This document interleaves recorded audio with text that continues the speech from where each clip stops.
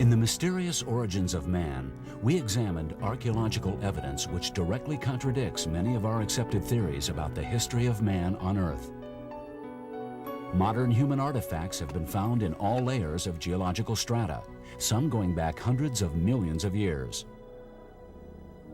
Footprints of man were found side by side with dinosaur tracks.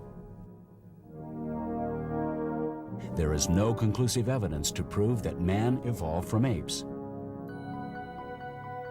An ancient city high in the mountains of Bolivia may have been built by an advanced culture unknown to history. The theory of crustal displacement could explain the mystery of the Ice Ages and the disappearance of Atlantis. In this companion tape, our groundbreaking experts will present new material in an open dialogue, free from the constraints of network television. Plus, a radical theory which suggests that the mystery of man's origins may be linked to beings from another world.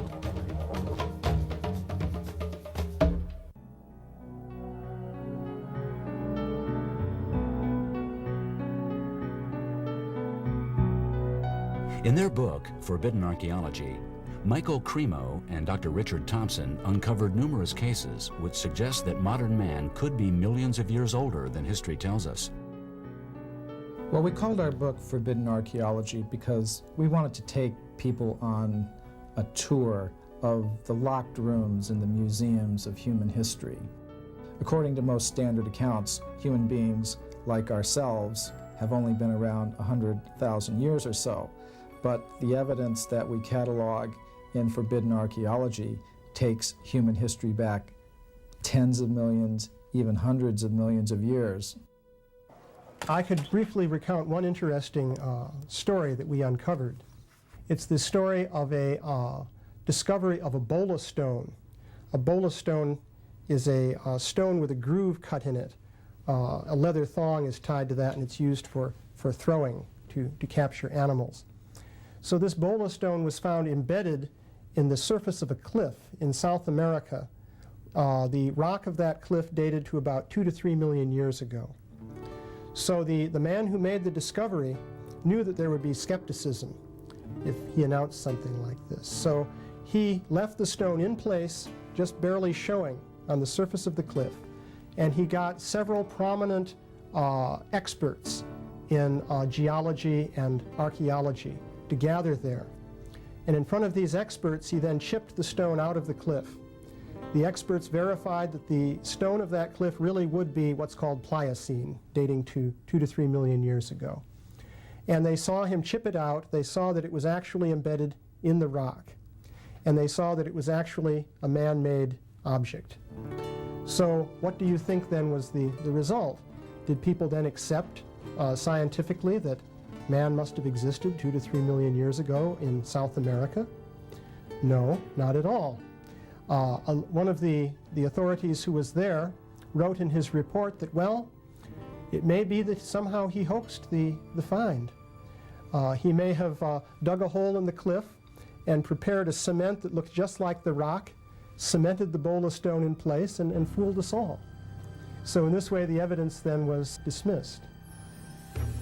In the 1970s, Mary Leakey, the wife of Louis Leakey, who was one of the greatest anthropologists of the century, found at a place called Laetoli in Kenya a set of modern human footprints in volcanic ash that was dated to be 3 million years old. Now this is quite extraordinary because, according to standard views, human beings like ourselves are only about 100,000 years old. So to find these footprints, which are no different than the footprints you would find on a beach today in ash that's 3 million years old, is quite extraordinary. Unfortunately, the mindset of the scientists who looked at these prints was such that they could not reach the obvious conclusion that the beings who made these footprints, which are exactly like ours, must have been very much like us. The only thing that they could say is that whoever was around at that time, whatever type of ape man was around at that time, must have had very human-like feet, which is something that's not borne out by the fossil evidence, because the bones, the foot bones they have of the ape men, the Australopithecines they're called, who lived at that time, do not match those prints. It's perfectly possible you could have modern type humans also living at that time. In 1966, Dr. Virginia Steen McIntyre was commissioned to date a collection of spear points found in Huatulco, Mexico. The artifacts were expected to be less than 20,000 years old, but when geological tests pointed to the astonishing age of 250,000 years, Dr. McIntyre was faced with a dilemma. The current theory is that humans have been in the New World, which is North and South America, for 10, 20,000 years, no more than that. Our evidence shows that modern man has been in the New World 250,000 years, and they just cannot accept that theory. It blows their mind. Back in 1973, when we went public with the dates, I was sitting pretty. I had a good career going in my specialty, which was volcanic ash studies. I had an international reputation, and groups such as NATO and the American Academy of Sciences were paying my way to different meetings abroad to give talks. I had a part-time job with a government agency, one that I thought would lead to better things. And later I became a professor, or an adjunct professor at one of the state universities in Colorado. And I had a broad correspondence with scientists both in North America and abroad. That's all changed now. I ran across one scientist, a European scientist, who was working in the area at the same time. He was a young geologist, as I was, and he was, I think, probably working on his degree. And he came up to me and said, "Ginger, I believe that the dates are, as you say, they are as old as you say, 250,000 years, but my professor will not let me say this." And I understood his position and realized that he would have to lie, essentially, about his information in order to keep a job. This man published the lie and was accepted and is now a professor in one of the European universities. I published the truth.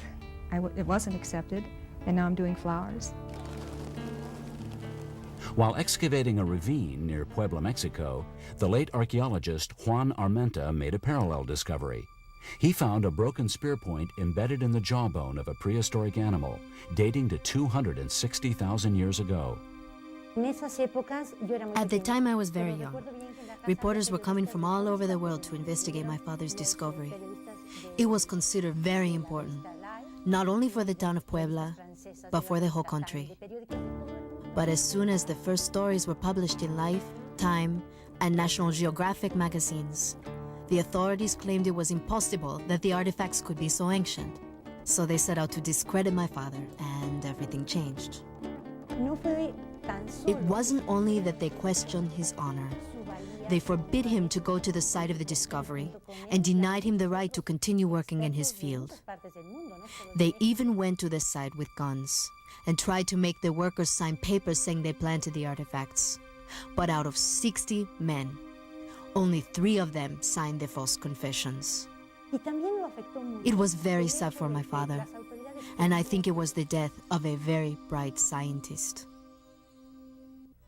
Even in the scientific community, evidence that doesn't fit the accepted paradigm can get buried in layers of academic literature. In doing our research, it was very interesting. What we did was we followed a trail of footnotes backwards into the literature. And we would find in a recent book maybe one footnote referring to a given body of evidence, and it would be very dismissive, just saying that this was some kind of nonsense. Then you go back and look up the references that refers to. And then you find a somewhat more elaborate statement saying that this was nonsense. Then you go back to another layer, and you find perhaps a whole book, which is the authoritative dismissal of those findings. Then you go back to an even earlier layer, and you'll find many different books, papers, and so forth, giving the positive evidence and presenting it in a very serious way. You won't find these reports in the current textbooks because they go against the ideas of human evolution that later developed. Some people think that you can just publish this information, information that's controversial, in a scientific publication, and then everyone would know about it and we'd go on from there. But that's not how it works. It's like a closed system. You can't publish unless you're part of a university or a research establishment, because the magazines, scientific magazines, won't accept your stuff. But you can't be part of the research establishment if you're something so controversial that they might get a little hassle from some of their alumni, or might get some bad publicity. And so you're outside the system. You might want to get the information out, but you're not going to do it. The main outcome that we would like to see from our publication of Forbidden Archaeology is that we would like to see an opening up of our serious scientific inquiries into the nature and origin of human beings and also other forms of life. We feel that the has been too narrowly constricted for a very long period of time. Much important evidence has been left out of the picture, and many important ideas have also been excluded. We would like to see a much deeper investigation into all of the available evidence.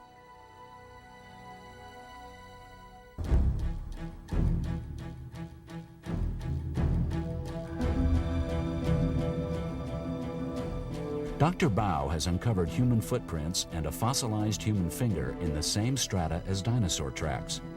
But even more mysterious is the discovery of an ancient iron hammer whose chemical makeup confounds scientific laboratories. We have a man-made artifact that was found deposited in central Texas in the very same layer with the dinosaur footprints and the dinosaur remains. It's a man-made hammer with a portion of the handle still intact. Now, this hammerhead turns out to be 96.6% iron, 0.74% sulfur, and 2.6% chlorine. Now, that's a very exotic blend. I've spoken with a number of physicists, the heads of numerous laboratories, and it's impossible to fabricate that metal today. That is chlorine compounded with iron in metallic form. Now, a portion of the handle is coalified. That means there had to be heat and pressure and some time involved in this.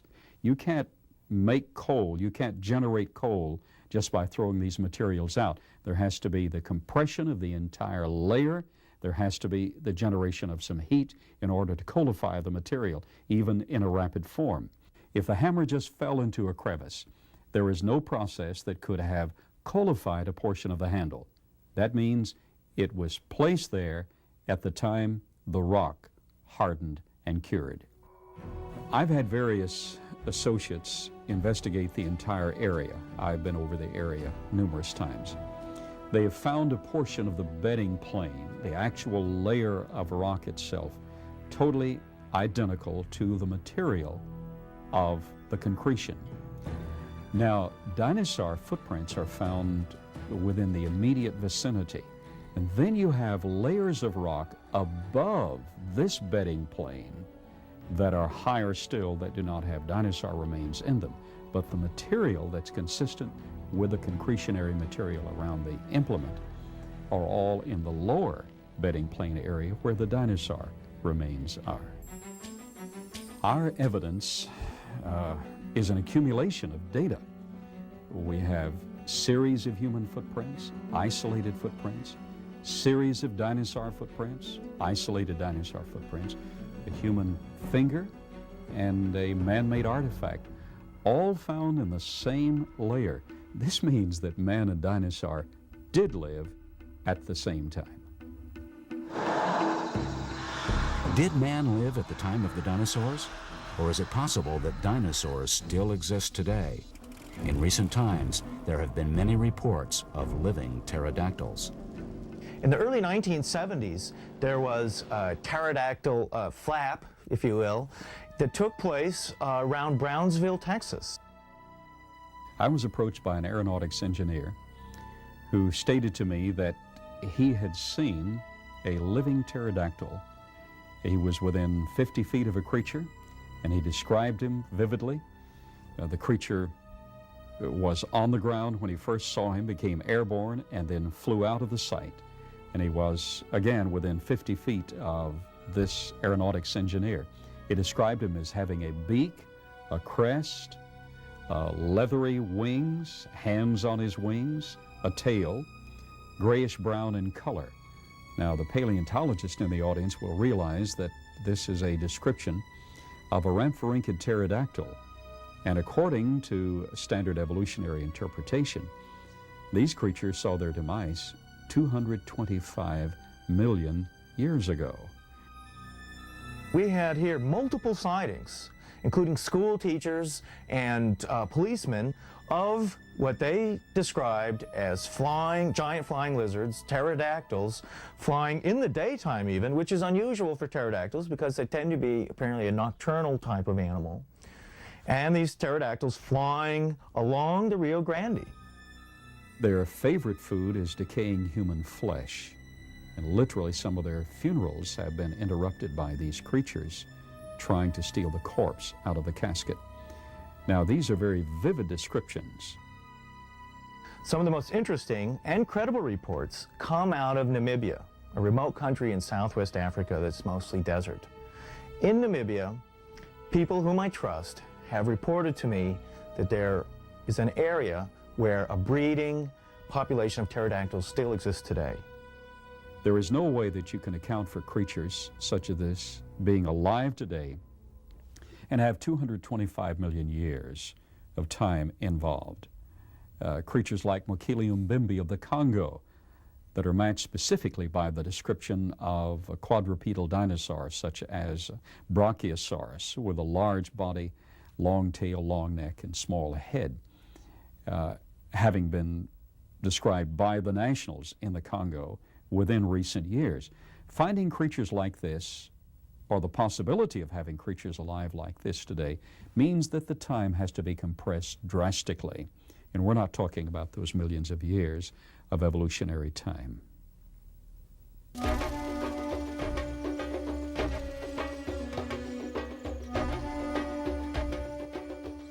How can we explain evidence of man and dinosaurs living at the same time? The theory of cataclysmic geology suggests that the Earth could be much younger than we think, throwing into question our whole system of dating. It's often said that the dinosaurs became extinct 65 million years ago. You might ask, well, is this a scientific fact? The truth is, this is not a scientific fact. This is a theory, scientific theory, and one based on the uniformitarian dating of geological strata. The kind of geology we're taught today is a geology called uniformitarian geology. And this is the school of geology which tells us that geological change is very slow. It happens over millions of years. We can see the kind of changes. And therefore, when we have layers of strata, we then create a period of time that's vast in scope, covering millions and millions of years. Yet the same strata in the opposing theory of geology, which is called cataclysmic geology, that same strata can build up not over millions of years, but in just a few years, or even in a matter of days. Fossils then, and the geological strata that we find them, are simply assumed to have accumulated over millions and millions of years. When animals die in a natural setting, they do not become fossils. A good example of this would be in the early 1800s, Buffalo Bill and his buddies went out into the Great Plains of America and slaughtered hundreds of thousands of buffalo, cut their tongues out and left them on the Great Plains to rot and die. Oh, they're already dead. What happened to those buffalo? Did any of those buffalo ever become a fossil? No. Not one will ever be a fossil. And that is because when things die, they decay and go to dust. And when you bury a dog in your backyard, he's not going to become a fossil either. What it takes to have a fossil, whether it's a dinosaur fossil or a petrified wood or anything like this, we've got to have some cataclysmic event that has not only killed that animal, but buried it under tons of gravel or volcanic ash or dirt in some landslide. The very mechanism that causes and creates fossils is the same mechanism that causes the extinction of these animals. And that is cataclysmic changes. So as we look at fossils, we start to see that they themselves are indicative of these cataclysms of the past. And now we can also begin to look at geological dating in a different way. On the face of it, an artifact, human artifact, found in a layer of rock which seems to be millions of years old is an inexplicable anomaly. It's not so inexplicable if the strata isn't millions of years old and if the dating method that's being used is in fact inaccurate. And I suspect that in many cases that's exactly what has happened in recent years. The chief radioactive dating method that's used to date the Earth is the uranium-lead method. Uranium, radioactive mineral, turns into lead over a long, long period of time. You measure the amount of uranium in the Earth's crust, you measure the amount of lead. That tells you, that at least conventional scientists say that tells you how old the Earth is. Now the figure that you arrive at when you use that technique is 4,500 million years. However, what they haven't mentioned is that uranium also turns into another substance. It turns into a distinctive form of helium, radioactive helium. In fact, practically all the radioactive helium in the Earth's atmosphere has come from radioactive decay. Now, if this method was reliable, if you measured the age of the helium in the atmosphere, it would give you the same age, 4,500 billion years. In fact, it doesn't give you an age anything like that. It gives you an age just a couple of 100,000 years. Now, it seems to me that any technique for dating, which on one hand gives you an age of 4.5 billion years, but on the other hand gives you an age of just a couple of 100,000 years, that technique has to be at least very unreliable. The dating anomalies and the evidence which contradicts the reliability of dating is being ignored by scientists on the whole because they'd have to restructure their whole theory of the age of the Earth. It would mean really starting from scratch. For example, the rate at which coal is formed is still controversial. The conventional idea is that coal is formed very slowly over millions of years and that basically it's age that determines the formation of coal. In fact, there's quite a bit of evidence in the field that coal might be produced from wood by pressure alone. For example, modern timber pilings of bridges have turned into a low rank of coal. The Ohio coal seam in the United States, the rank of the coal increases as the coal goes further and further underground, as the pressure increases. So it seems that there is some evidence that pressure alone might generate coal in a relatively short space of time. Now, if coal can be produced relatively rapidly, what about the other rocks of the Earth's crust? Perhaps they could be formed relatively rapidly as well. This is complete heresy. This is one thing that orthodox geologists would not accept, and yet there is mounting evidence that some types of rock can be formed very quickly in catastrophic conditions. The rocks behind me are thought to be 65 million years old, and they're thought to have been formed by processes that work very, very slowly over immense periods of time. But they could equally have been formed relatively rapidly by cataclysmic processes. Darwinists prefer the first interpretation because it's consistent with their interpretation of immense antiquity for life on Earth. The Earth could conceivably be younger than the 4.5 billion years that it's customarily taken to be. And if that's the case, then there has been much less time available for life to evolve on Earth. And the Darwinian mechanism, which requires billions of years to work, is looking far less probable.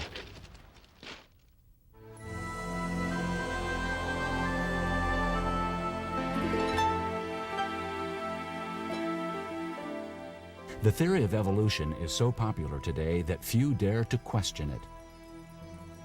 In one sense, you can understand people's reluctance to drop Darwinism because, apart from the fact that it's an attractive theory, there is also a scientific principle. It's called the principle of tenacity, that you shouldn't junk ideas just because a few anomalies have come along. The trouble is that the anomalies with Darwinism are so enormous that they're now greater than the theory itself, and so we should start questioning this principle of tenacity. We should start questioning, should we be hanging on to this theory regardless? The key problems with Darwin's theory are that, quite simply, there isn't any really solid empirical evidence. It's conjecture on conjecture, supposition on supposition. They're all very plausible, they're very rational suppositions, very rational conjectures, but they are still conjectures. And I find it ironic that for most of this century, Darwinists have acted and spoken as if they had already delivered conclusive proof to us of their theory. Well, in fact, that's the last thing they've done. There is no conclusive evidence of Darwinism. The evidence seems solid, but as soon as you start to investigate it, it just melts away. Probably the most famous example is the peppered moth. This is a light-coloured moth which lives in the northern counties of England, and between the years 1850 and 1900, when the trees were darkened by atmospheric pollution from factory chimneys, the moth changed from a light grey colour to a dark grey colour so that it could remain camouflaged on the tree trunks because the birds eat the moth. Well, this was described, this process, it's even been given a name by Darwinists. It's called industrial melanism, and it was described by the director of the Natural History Museum, Sir Gavin de Beer, as being an example of evolution and even natural selection taking place in man's lifetime. And obviously, if that were true, it would be very powerful evidence. Well, when you look at the peppered moth, you don't need to be a scientist to be able to see that what's happened is that originally you had a lot of light-coloured moths and a few dark-coloured moths, that the light-coloured moths have died off because the trees have turned dark, and that the dark-coloured moths have flourished at their expense. Now, if Darwinists want to call that natural selection, they're entitled to do so.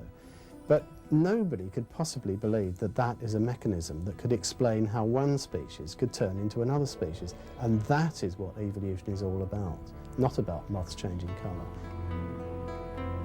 One of the fundamental premises of Darwin's theory is that a species can, if it evolves long enough, turn into another species.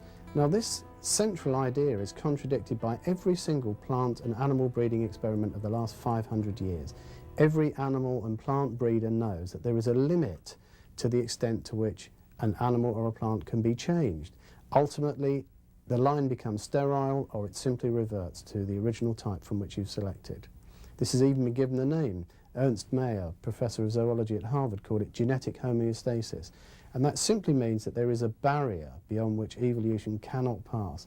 I find it extraordinary that the world's biologists continue to believe in the infinite plasticity of individuals when they know perfectly well that experiments show that it simply can't happen. In the first edition of his book On the Origin of Species, Charles Darwin made a very interesting observation. He said that he could see no difficulty in a race of bears taking to the water, becoming aquatic, and eventually becoming a creature, as he said, as monstrous as a whale. So there you have the idea, bears can turn into whales just given enough time and enough natural selection. Now, in later editions of his book, Darwin removed that claim. He'd obviously thought better of it and realised it couldn't be substantiated with evidence, so he thought he'd better not press it. But the interesting thing about him removing that is that the idea that a bear can turn into a whale through natural selection is the very core idea of Darwinism. It's the top and bottom of the Darwinian theory, that one species can turn into another species. And in removing that example, I can't help feeling that Darwin must have had grave reservations about the rest of his theory. The whole Earth's surface is covered with sedimentary rocks, and in those rocks there are fossils. It ought to be possible to go to those rocks and to find a sequence of fossils, one species turning into another species, turning into another species. In fact, it ought to be possible for the kids at the local kindergarten to do this on an afternoon's nature study at the local quarry. But the world's greatest paleontologists, with the resources of the world's greatest universities at their disposal, have failed to do this, and they've been looking for more than 100 years.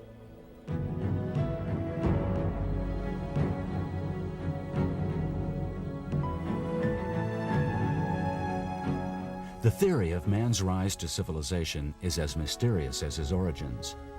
Ancient monuments around the world were built with such sophistication that they can hardly be duplicated today. Yet scientists continue to belittle these remarkable achievements.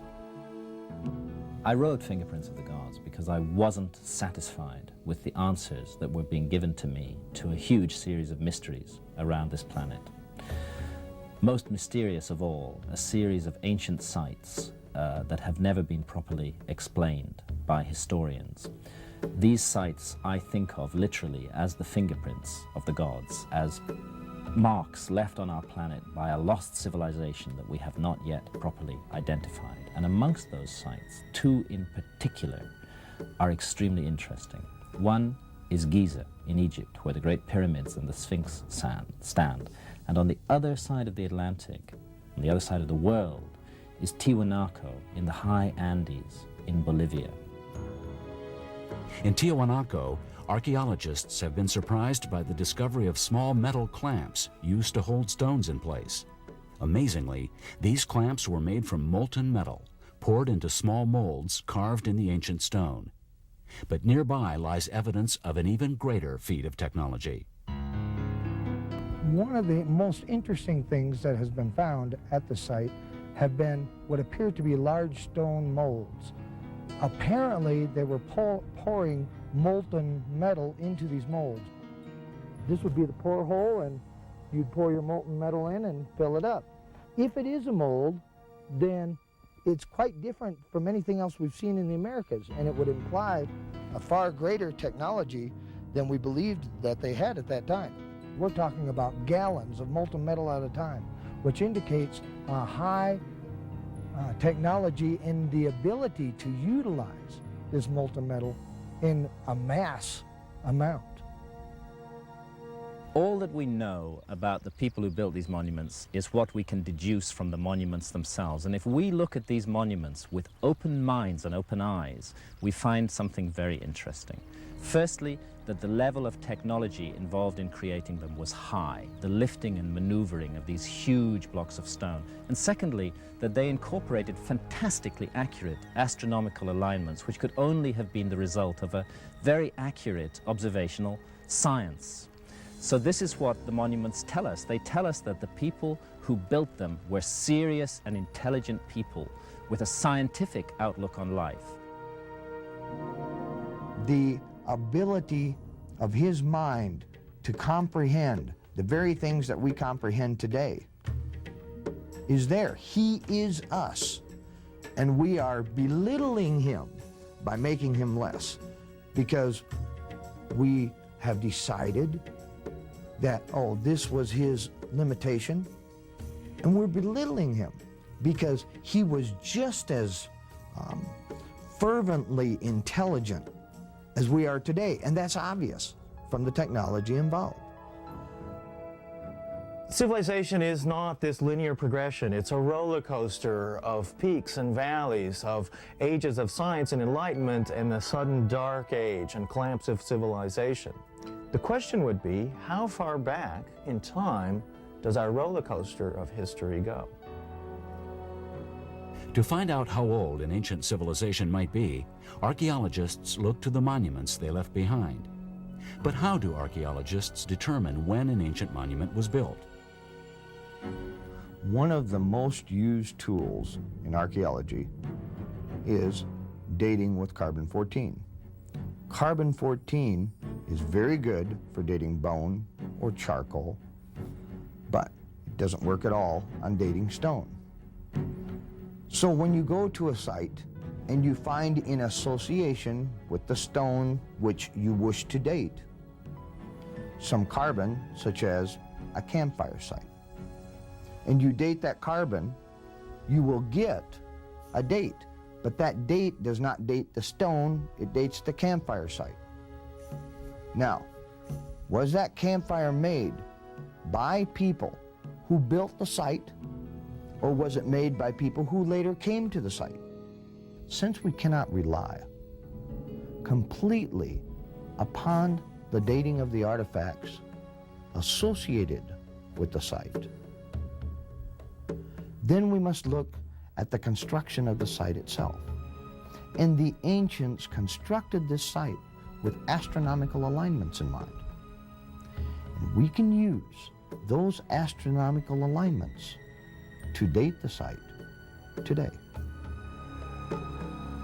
The first thing that one realizes when you look at the pyramids of Giza is that they're designed along astronomical principles. This is extremely obvious simply because the base of the pyramid, for example, the square base faces, each side faces one of the cardinal points, east, west, north, and south, precisely. The precision is incredible.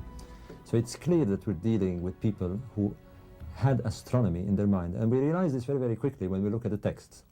Their texts are really astronomical allegories. They speak of going to the stars, they speak of the sun, they speak of the moon, they speak everything to do with the sky. So we have to follow that with the science of astronomy. And the logic is to understand what precisely are they trying to tell us with this kind of architectural precision. And the breakthrough came, the first breakthrough came, when it was discovered that there was a shaft within the Great Pyramid pointing to the belt of Orion. So now we had a very clear link between the Giza necropolis and the belt of Orion. And that link, we understood it because the constellation of Orion was identified to the god of resurrection, Osiris. So this was the first breakthrough. The second breakthrough was to realize that the configuration of the three stars in Orion's belt were exactly the same as the configuration of the three pyramids of Giza. With that in mind, we had to carry on following the lead that they were giving us. And one of the major leads is that their whole effort, everything we know about pharaonic theocracy, their cult, the religion, the decrees of the king, everything they did was focused on what they called the first time, the time when their civilization began. So the next step was to see when was the beginning of the Orion cycle. And we used precession. We found out that it was in 10,500 BC. This led us to consider the whole arrangement of the sky in 10,500 BC. And we came with this absolutely amazing correlation. We found out that it was exactly at this time that the sun would rise at the vernal equinox. When we looked in that direction, we began to realize that they were drawing our attention to the direction of the alignment of the Sphinx. We have a Sphinx looking directly due east. And that is the big mystery. What does the Sphinx represent? Immediately we realized that the vernal equinox in 10,500 BC was the beginning of the age of Leo. So whether we like it or not, the science of astronomy is leading us to conclude that the Sphinx was carved in the 11th millennium. And we have to deal with that.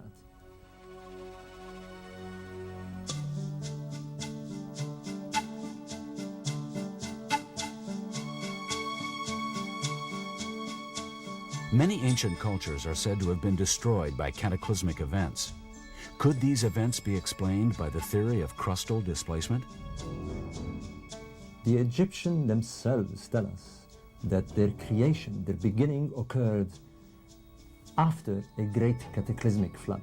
Their land emerged from the waters. This date matches very well with the end of the Ice Age. It is very likely that we're looking at a civilization that has emerged from some great cataclysmic event, which in this case is probably a flood. In my opinion, this whole mystery is closely tied up and interwoven with the mystery of the last Ice Age, and it really is a huge mystery. Everybody knows, we all learn it at school, that there was such a thing as an Ice Age.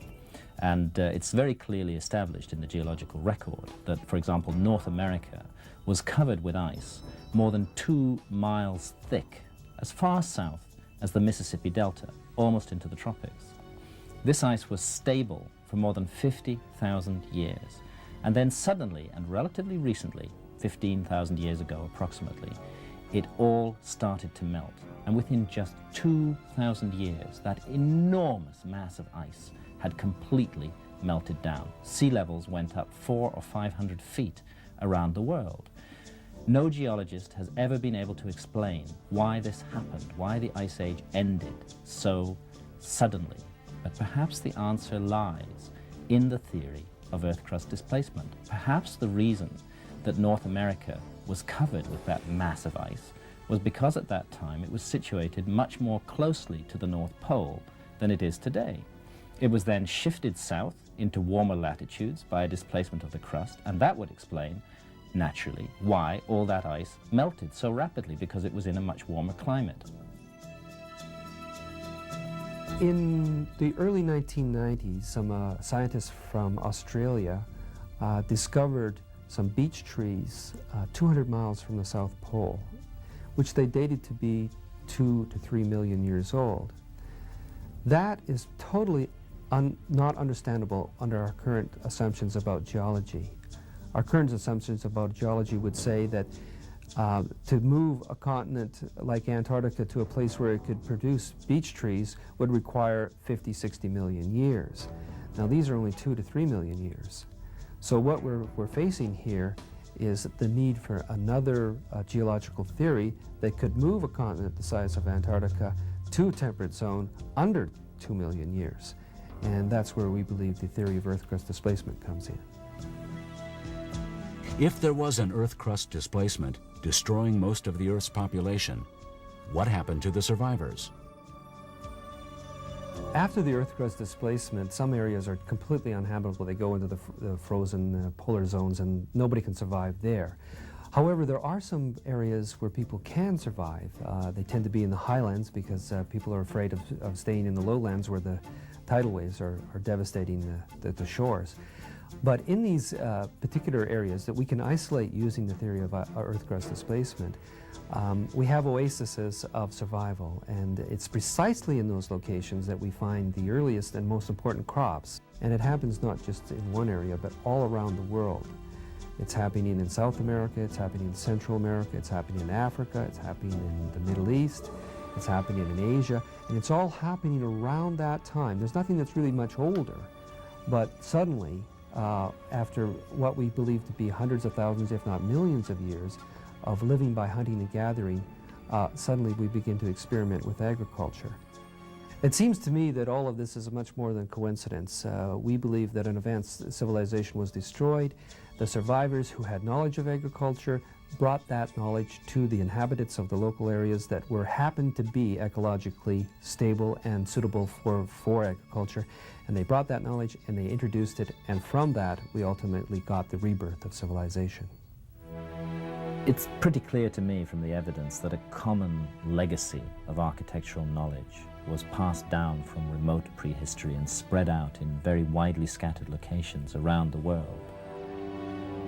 Ask yourself this: if you belonged to a high civilization that had just been almost completely obliterated by a gigantic geological cataclysm, a movement of the crust of the earth, what would you set out to do in the future?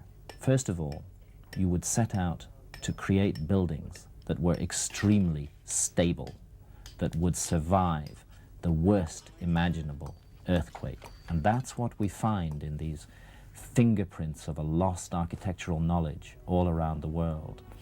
A fixation, a desire to create buildings that would last forever, no matter what happened to them. And another thing that we find is a focus on trying to predict when the cataclysm will recur. What has come down to us from the ancient past seems to be a message that by a close study of astronomical phenomena, it is possible to predict when the Earth will again be visited by this all-destroying cataclysm.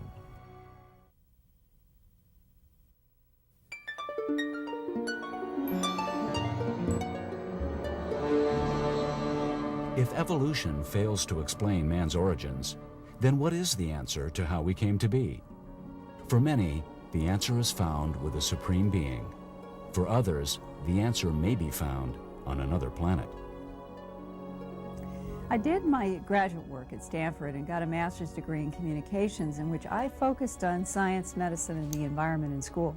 All my work in doing documentary films was in the Stanford Medical Center and the Stanford Linear Accelerator. So when I graduated and I went on into television and production and news, all of my beats were science, medicine, and the environment.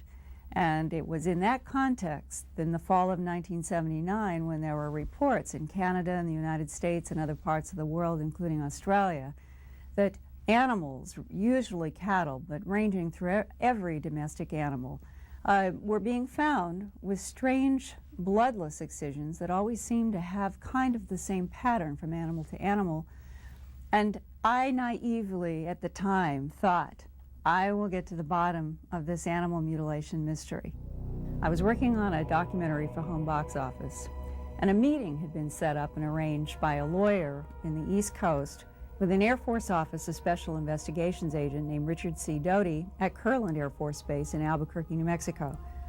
Kirtland is one of the United States' major weapons technology development military bases. It is surrounded by very high-tech laboratory and high technology development, very critical area in our country. When we went up the steps and into the doors, there were several sets of doors. We went through an outer door, then we went through another set of doors. You had to check in at a desk. Then you went into a set of doors where he had to hit punch locks. And as we came into the office to sit down, one of the first things he said to me was, "That documentary you did, referring to A Strange Harvest, upset some people in Washington. They don't want animal mutilations and UFOs connected together in the public's mind." And I remember being surprised that he was reinforcing the veracity of this film that I had done. And then another surprising moment came when he reached into a drawer and he took out an envelope. It had no markings on it. And as he reached in to pull out about a dozen pages of white paper, he said, "My superiors have asked me to show this to you. You can read this. You cannot take notes, and I want you to move from the chair you're sitting in to that chair." And he motioned to a big chair sitting almost in the middle of the room. And as I looked at the top of what he was handing to me, it was all cap-centered on a page with no date, however, and no official stamp, but it did say, "Briefing paper for the President of the United States of America on identified aerial vehicles." And wondering, why is this happening? Why is he handing me this? Why am I being made to sit in a chair in the middle of the room? And learning much later it was so that they could videotape and audiotape my reactions to what I was reading. I began to turn the pages, and it began with a dry summary of multiple crashes of discs and the retrieval of bodies that were described as both dead and alive. And in the description on the live being, it went into several paragraphs about how an American military man had made a decision to stay with this live, it was called an extraterrestrial in the paper.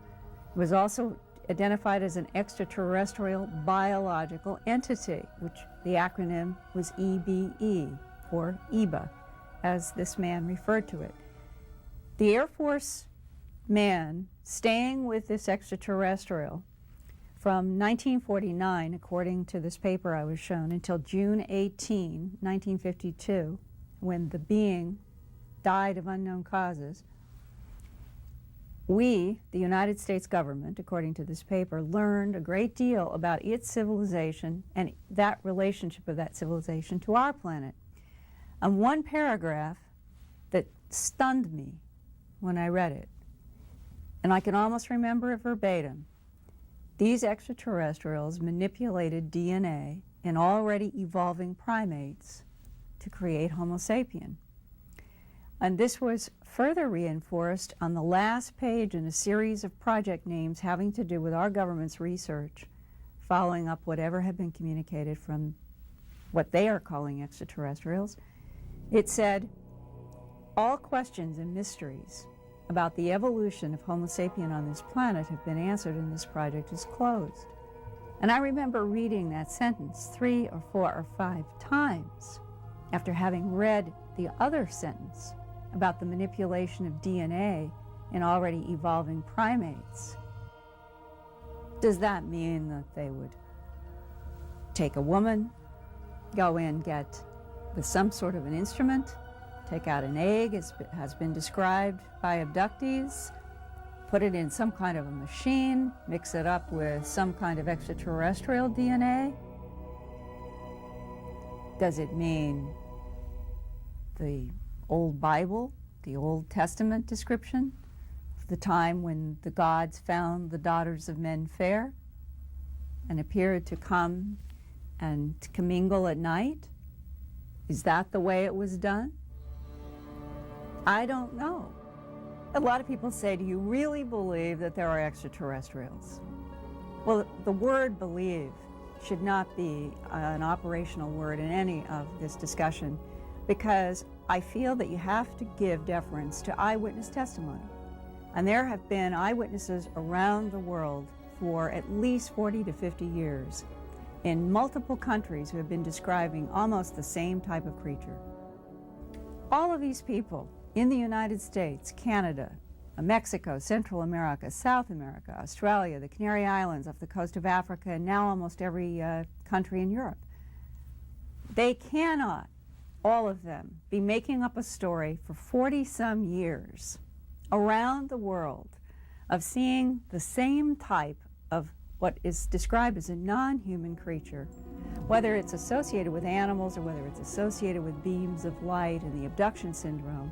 Something is interacting with our planet, and the government has told me anyway that we do have knowledge of extraterrestrials. If any of this government documentation is real, that some sort of an extraterrestrial non-human intelligence so sophisticated that it could take evolving primates and manipulate DNA and create us is absolutely true. If that is true, probably a good part of the population on the planet would resist it and deny it because it goes against the grain of what we have been taught. And in realizing that, and having to speak in the public and produce books and documentaries, respecting the fact that we in the human family have been so ingrained that we are a natural evolutionary life on this planet, how do any of us deal with the possibility that we are something other and that another life form could have provoked our creation? If the math on the pages suddenly becomes a reality, human life on this earth will change for all time.